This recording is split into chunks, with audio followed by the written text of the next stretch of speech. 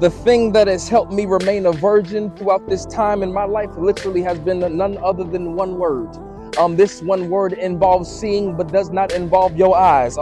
This one word is described as not a function of the eyes, but a function of the heart in accordance to Dr. Miles Monroe. It has less to do with optics and more to do with purpose. And this one word is none other than vision. See, let me go ahead and help y'all out. Y'all gonna activate the preacher in me, but let's go ahead and do it. I had these two individuals in my life. Now, some people would call one of them pastor, the other one would call the other one counselor. I would call these two individuals mom and dad. And what they would do to me when it came to the conversations of sex is they did not just have a conversation with me, but they casted vision to me. They didn't say, boy, you can contract an STD or you can get somebody pregnant. Yes, that is one of the consequences of partaking in this activity.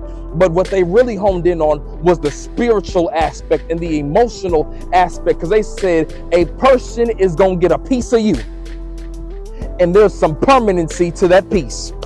And what my 11-year-old mind would do when they would have that conversation with me is I would then correlate marital success with how whole my soul is prior to me getting into that marriage. It became less about avoiding the sin and more about aligning with the vision I was aspiring toward. See, because if I'm just simply trying to avoid the sin, I still got to focus on it.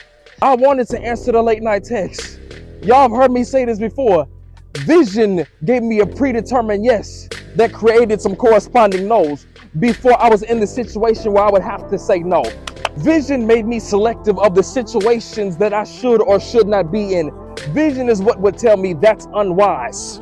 Vision and the intervention of the Spirit is what would tell me in the midst of close calls and heated moments, you need to leave right now. You mean right now? Yes, Jermaine, right now. Vision is what would have me running down the sidewalk in the middle of the night in Houston, Texas, out of my own apartment because of who's in said apartment, because it has entered inside of my mind what now I want to do when it comes to playing with fire and pushing the limits. And that same vision would create conviction that even in my young adulthood, when I'm leaving a bed that I wasn't supposed to be in, leaving somebody's crib that I should have never walked in the first place, vision and the intervention of the Spirit would create in me this heaviness of heart, because I know what I'm doing is dead wrong.